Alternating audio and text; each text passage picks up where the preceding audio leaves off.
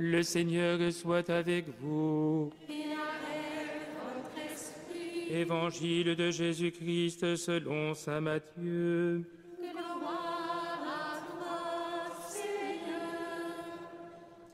En ce temps-là, Jésus disait à ses apôtres, « Le disciple n'est pas au-dessus de son maître, ni le serviteur au-dessus de son Seigneur. Il suffit que le disciple soit comme son maître et le serviteur comme son Seigneur. Si les gens ont traité de Belzéboul le maître de maison, ce sera bien pire pour ceux de sa maison. Ne craignez donc pas ces gens-là. Rien n'est voilé qui ne sera dévoilé, rien n'est caché qui ne sera connu. Ce que je vous dis dans les ténèbres, dites-le en pleine lumière. Ce que vous entendez au creux de l'oreille, proclamez-le sur les toits. Ne craignez pas ceux qui tuent le corps sans pouvoir tuer l'âme. Craignez plutôt celui qui peut faire périr dans la géhenne l'âme aussi bien que le corps. 2 moineaux ne sont-ils pas vendus pour 1 sou? Or, pas un seul ne tombe à terre sans que votre Père le veuille. Quant à vous, même les cheveux de votre tête sont tous comptés. Soyez donc sans crainte. Vous valez bien plus qu'une multitude de moineaux. Quiconque se déclarera pour moi devant les hommes, moi aussi je me déclarerai pour lui devant mon Père qui est aux cieux. Mais celui qui me reniera devant les hommes, moi aussi je le renierai devant mon Père qui est aux cieux. » Acclamons la parole de Dieu. Louange à toi, Seigneur Jésus.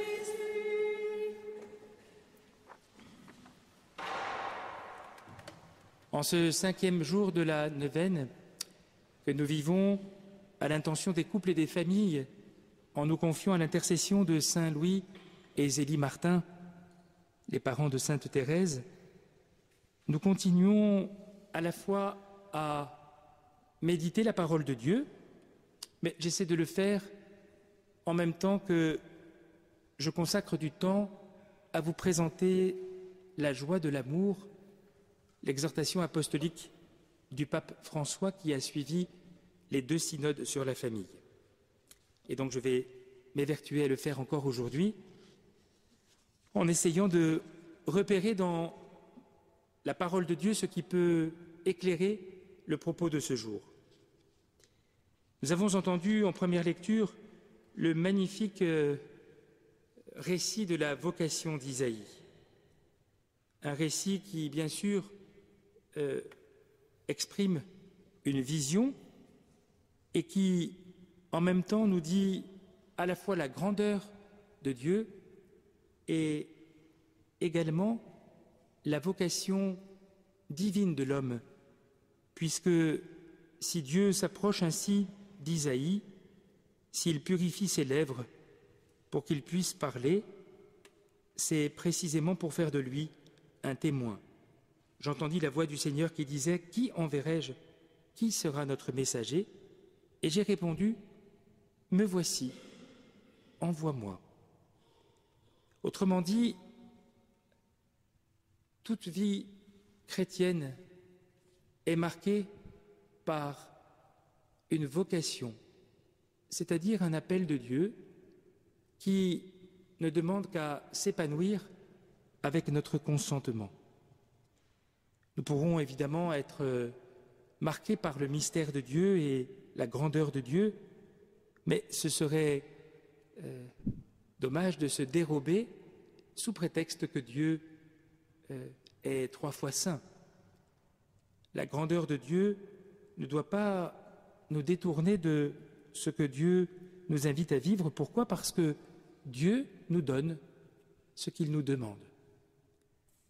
Et c'est peut-être la leçon qu'on peut tirer également de l'évangile de ce jour, où Jésus parle à ses apôtres et leur montre qu'ils auront une mission difficile à accomplir et qu'en même temps, ils doivent être dans la paix et la confiance, puisque Dieu est avec eux, qu'ils n'ont rien à craindre de ceux qui tuent le corps sans pouvoir tuer l'âme, ou encore qu'ils n'ont rien à craindre parce que, comme le dit Jésus, ils valent bien plus qu'une multitude de moineaux qui pourtant compte déjà aux yeux de Dieu.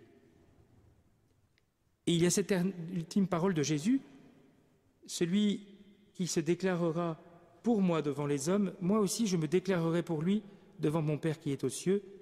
Celui qui me reniera devant les hommes, moi aussi je le renierai devant mon Père qui est aux cieux. Autrement dit, frères et sœurs, nous ne pouvons pas nous dérober à l'appel de Dieu. Ce serait de notre part penser que Dieu n'est pas cohérent dans ses appels, ou penser que Dieu ne nous soutient pas dans ce qu'il veut nous donner d'accomplir. Or, Dieu est toujours avec nous. Dieu nous accompagne, y compris dans les périodes difficiles comme celle que décrit Jésus dans cet évangile, avec des périodes de persécution. Permettez-moi de me servir de ce que je viens d'exprimer à travers la parole de Dieu pour commenter ce que le pape François exprime dans le 6e chapitre de son exhortation apostolique, et dans lesquels il donne quelques perspectives pastorales concernant le couple et la famille humaine. Il faut que nous soyons convaincus comme chrétiens que l'amour humain, la famille, est le projet de Dieu. Ce n'est pas une institution sociale, ce n'est pas une institution culturelle, même si, évidemment, comme elle s'inscrit dans des cultures et dans des sociétés, elle est marquée aussi par cela. Mais fondamentalement, le mariage est de droit naturel, on dirait, ou, plus exactement, c'est d'inspiration divine. L'homme quittera son père et sa mère, il s'attachera à sa femme, et tous deux ne feront plus qu'un. Ce n'est pas simplement réservé à ceux qui sont croyants, c'est le plan de Dieu sur l'humanité. Et nous, comme chrétiens, nous devons évidemment recueillir ce désir de Dieu, ce projet de Dieu, comme une vocation, comme un appel, comme une manière pour nous de réaliser ce pourquoi nous avons été créés. Alors bien sûr, parmi tous les chrétiens, tous ne sont pas appelés à vivre cette vocation. Vous en avez au moins 2 exemples devant vous, les sœurs et les prêtres qui sont là. Il y a même une vierge consacrée dans l'assemblée, mais la vocation habituelle des hommes et des femmes qui habitent ce monde, et des chrétiens en particulier, c'est la vocation au mariage. Et voilà ce que dit le pape par rapport à ce mystère de l'amour humain et cette vocation, et comment il invite chacun à prendre soin de ceux qui sont appelés à cette vocation ou qui la vivent. Voilà comment commence-t-il. Les pères synodaux ont insisté sur le fait que les familles chrétiennes, par la grâce du sacrement de mariage, sont les principaux acteurs de la pastorale familiale, surtout en portant le témoignage joyeux des époux et des familles, église domestique. L'Église voudrait se rapprocher des familles avec une humble compréhension, et son désir est d'accompagner toutes les familles et chacune d'elles afin qu'elles découvrent la meilleure voie pour surmonter les difficultés qu'elles rencontrent sur leur route.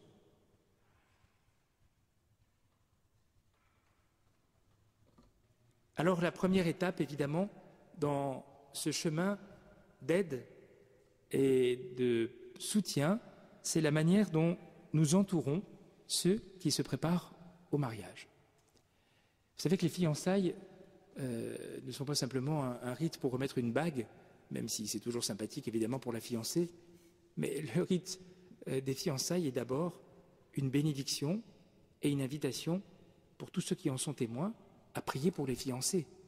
Moi je dis toujours aux parents quand je célèbre des fiançailles, en étant présent aujourd'hui, vous vous engagez à prier tous les jours pour votre enfant et son conjoint, son futur conjoint. Donc les fiançailles correspondent à une démarche spirituelle par laquelle un homme et une femme qui veulent se marier se confient à la prière de leurs proches, à la prière de la communauté. Les pères synodaux ont signalé de diverses manières que nous avons besoin d'aider les jeunes à découvrir la valeur et la richesse du mariage. Ceux-ci doivent pouvoir percevoir l'attrait d'une union plénière qui élève et perfectionne la dimension sociale de l'existence, donne à la sexualité son sens entier et qui, en même temps, promeut le bien des enfants et leur offre le meilleur environnement possible pour leur maturation ainsi que pour leur éducation. Voilà, le pape insiste sur le fait que nous avons, comme chrétiens, à donner aux jeunes qui pensent au mariage le vrai sens du mariage, avec tout ce que cela comporte. Les pères synodaux ont souligné d'un commun accord l'exigence d'une plus grande implication de la communauté, en privilégiant le témoignage des familles elles-mêmes et d'un enracinement de la préparation au mariage dans l'itinéraire de l'initiation chrétienne, en soulignant le lien du mariage avec le baptême et les autres sacrements. Lorsqu'il m'arrive de bénir des fiançailles à Notre-Dame des Victoires et que je vous en informe, ce n'est pas simplement pour vous tenir au courant des actualités de la basilique, c'est pour que la communauté tout entière se saisisse de cette réalité. Et si par grâce vous connaissez les fiancés, c'est une occasion pour vous évidemment de les porter dans votre prière.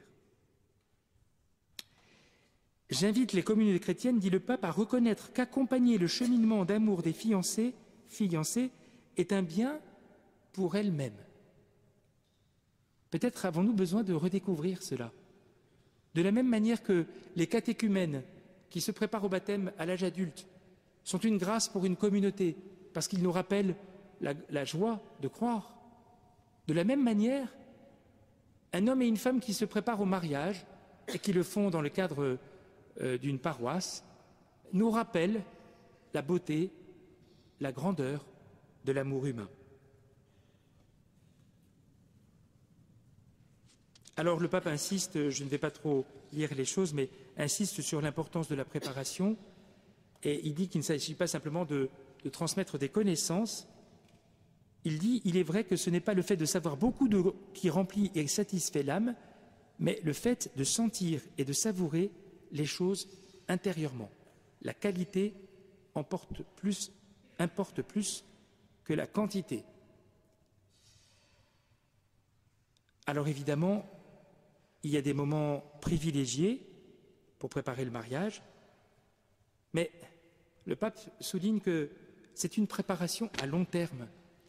C'est-à-dire que les familles chrétiennes doivent avoir à cœur de montrer aux enfants déjà, aux adolescents, la grandeur du mariage.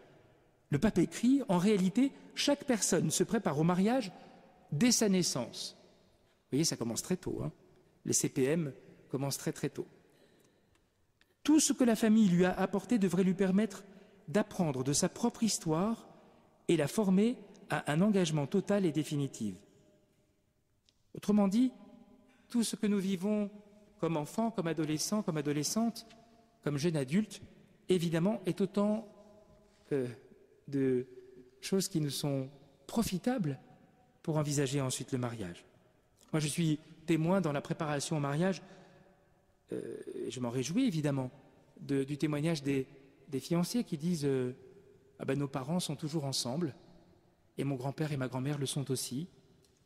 Et voilà, ils nous montrent ce que ça veut dire qu'aimer quelqu'un toute sa vie.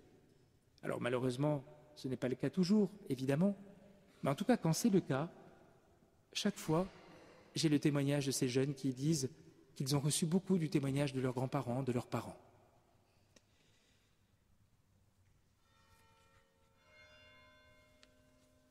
Préparation de la célébration. Je me permets de le lire parce que c'est quand même savoureux. Vous savez bien que la plupart des gens qui préparent un mariage sont surtout préoccupés de la salle qu'ils vont louer et du traiteur qu'ils vont engager. Et d'ailleurs, souvent, quand on vient nous voir pour le mariage, on nous dit, ben voilà, on a fixé la date, on a trouvé le lieu, on a trouvé le traiteur. Est-ce que vous êtes libre, mon père?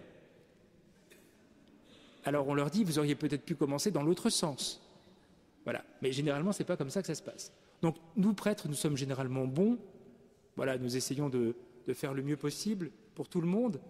Et donc, nous essayons de nous plier aux exigences qui nous sont données. Alors, voilà ce que dit le pape. Ça m'a fait sourire en le lisant, mais du coup, je vous le lis. La préparation immédiate du mariage tend à se focaliser sur les invitations, les vêtements, la fête et les détails innombrables qui consomment ainsi bien des ressources économiques et des énergies. Les fiancés arrivent au mariage stressés, épuisés, au lieu de consacrer leur meilleure force à se préparer comme couple pour le grand pas qu'ils vont faire ensemble. Cette mentalité se reflète aussi dans certaines unions de fête qui n'arrivent jamais au mariage parce qu'elles pensent à des réjouissances trop coûteuses, au lieu de donner la priorité à l'amour mutuel et à sa formalisation devant les autres. Et le pape dit « Chers fiancés, ayez le courage d'être différents. Ne vous laissez pas dévorer par la société de consommation et de l'apparence. Ce qui importe, c'est l'amour qui vous unit, consolidé et sanctifié par la grâce. Vous êtes capable d'opter pour une fête sobre et simple pour placer l'amour au-dessus de tout. Combien de couples viennent me voir en me disant « Mais père, on ne peut pas se marier. » Ah bon, mais pourquoi ? Mais parce que ça coûte trop cher, on n'a pas mis encore assez d'argent de côté. Alors je leur dis, mais dans ce cas-là, mariez-vous. On fait ça très simplement. Il suffit qu'il y ait un prêtre, les mariés, 2 témoins, vous payez le restaurant après. Et puis dans 10 ans, pour votre 10e anniversaire de mariage, vous faites une super teuf, parce que là, de toute façon, vous aurez mis de l'argent de côté. Quoique c'est pas sûr. Mais vous voyez comment les gens se laissent prendre par l'inessentiel pour passer à côté de l'essentiel. Et nous sommes tous témoins dans notre société de ce travers. Des gens qui pourraient tout à fait bénéficier de la grâce du mariage et qui ne le font pas, tout simplement parce qu'ils n'ont pas assez d'argent pour le faire. Et il faut que nous luttions contre cette tendance. Il faut que nous luttions contre cet état d'esprit, qui évidemment est absurde. Ça, c'était moi, hein, c'était pas le pape. Accompagner les premières années de la vie matrimoniale, nous devons reconnaître comme une grande valeur qu'on comprenne que le mariage est une question d'amour, que seuls peuvent se marier ceux qui se choisissent librement et s'aimer. Toutefois, lorsque l'amour devient une pure attraction ou un sentiment vague, les conjoints souffrent alors d'une très grande fragilité, quand l'affectivité est en crise ou que l'attraction physique décline. Étant donné que ces confusions sont fréquentes, il s'avère indispensable d'accompagner les premières années de la vie matrimoniale pour enrichir et approfondir la décision consciente et libre de s'appartenir et de s'aimer jusqu'à la fin. Je vais citer un prêtre qui disait une formule un tout petit peu provocatrice, mais qui veut bien dire ce qu'elle veut dire. Il disait « On commence à aimer le jour où on n'est plus amoureux ». On commence à aimer le jour où on n'est plus amoureux. Qu'est-ce que ça veut dire ? Ça veut dire que tant qu'on est porté par un sentiment, c'est très facile, mais ce n'est pas ça l'amour. L'amour n'est pas être porté par un sentiment. L'amour, c'est la décision libre que je prends d'aimer l'autre. Et qu'est-ce que c'est aimer l'autre ? C'est vouloir son bien. Alors bien sûr, tant mieux si les époux restent amoureux l'un de l'autre, tant mieux. Mais il faut de temps en temps passer aussi à la vitesse supérieure. Et la vitesse supérieure n'est pas autre chose, évidemment, que d'aimer en vérité. Et le pape de dire, l'une des causes qui conduisent à des ruptures matrimoniales est d'avoir des attentes trop élevées sur la vie conjugale. Lorsqu'on découvre la réalité plus limitée et plus difficile que ce que l'on avait rêvé, la solution n'est pas de penser rapidement et de manière irresponsable à la séparation, mais d'assumer le mariage comme un chemin de maturation où chacun des conjoints est un instrument de Dieu pour faire grandir l'autre. Le changement, la croissance, le développement des bonnes potentialités de chacun sont possibles. Chaque mariage est une histoire de salut. Et cela suppose qu'on part d'une fragilité qui, grâce au don de Dieu et à une réponse créative et généreuse, ferait progressivement place à une réalité toujours plus solide et plus belle. Il faut aussi inciter les jeunes couples à construire leur vie et à entrer dans des... Le pape appelle ça des routines. Chez nous, le mot est un peu... un sens un peu péjoratif, mais le pape dit qu'il faut, il faut entrer dans une certaine habitude, bienveillante et qui porte du fruit. Le pape dit c'est bon de se donner toujours un baiser le matin, se bénir toutes les nuits, attendre l'autre et le recevoir lorsqu'il arrive, faire des sorties ensemble, partager les tâches domestiques. Le pape dit il faut que l'homme et la femme acceptent d'entrer dans dans cette logique quotidienne qui est porteuse, évidemment. Nous le voyons dans d'autres exemples. Je sais pas, les sœurs pourraient dire que le fait de réciter, de chanter l'office tous les matins et tous les soirs et tous les midis, eh bien voilà, c'est une belle routine. C'est quelque chose qui fait entrer dans une fidélité. En fait, j'ai tellement de choses à vous dire que je vais m'arrêter. Mais du coup, vous le lirez. Vous le lirez. Parce que le pape parle aussi de beaucoup de choses. Il parle des crises qui peuvent toucher les couples. Il parle des blessures qui peuvent marquer les gens. Et le pape dit une chose qui est très forte.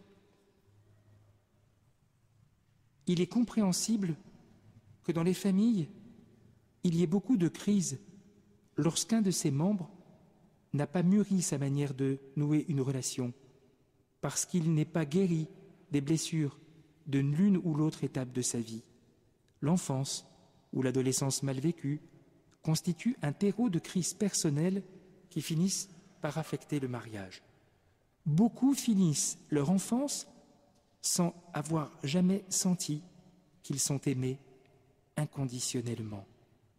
Et cela affecte leur capacité de faire confiance et de se donner. Une relation mal vécue avec ses propres parents et frères et sœurs qui n'a jamais été guérie réapparaît et nuit à la vie conjugale. Le pape parle des personnes divorcées et remariées, des personnes divorcées d'abord. Il est important de faire en sorte que les personnes divorcées engagées dans une nouvelle union sentent qu'elles font partie de l'Église, qu'elles ne sont pas excommuniées et qu'elles ne sont pas traitées comme telles. Ces situations exigent aussi que ces divorcés bénéficient d'un discernement attentif et qu'ils soient accompagnés avec beaucoup de respect, en évitant tout langage et toute attitude qui fasse peser sur eux un sentiment de discrimination. Il faut encourager leur participation à la vie de la communauté. Prendre soin d'eux ne signifie pas pour la communauté chrétienne un affaiblissement de sa foi ou de son témoignage sur l'indissolubilité du mariage. C'est plutôt précisément en cela que s'exprime sa charité. Je vais m'arrêter là, mais vous savez ce que dit le pape François sur les divorcés remariés? Nous avons bien besoin de l'entendre. Que de fois dans ma vie j'ai entendu montrer du doigt des personnes divorcées remariées? Que de fois j'ai entendu des propos malveillants à leur égard? Que de fois on les a présentés comme de mauvais chrétiens? Eh bien, le pape nous invite à avoir une attitude tout à fait autre. Et cette attitude autre, elle est guidée par la charité, non pas par le relativisme, et non pas par la volonté de remettre en cause, comme il le dit, l'indissolubilité du mariage. Mais c'est une autre manière de regarder les autres, de connaître parfois les difficultés qu'ils ont rencontrées, d'accepter qu'ils aient pris un autre chemin, accepter qu'ils sont eux aussi aimés de Dieu. Voilà, je vous invite comme d'habitude à lire les autres parties de ce chapitre, qui est fort intéressant, et vous voyez à quel point le pape entre dans des détails très concrets et en même temps rappelle avec justesse la doctrine de l'Église. Louis et Zélie Martin n'étaient pas des gens à montrer du doigt les autres. Louis et Zélie Martin n'étaient pas des gens à se croire supérieurs parce qu'ils avaient une vie conjugale et familiale qui était belle. Louis et Zélie Martin savaient que tout cela, ils le devaient à la grâce de Dieu. Et ils se confiaient régulièrement à cette grâce de Dieu. Ils se confiaient régulièrement à l'intercession de la Vierge Marie.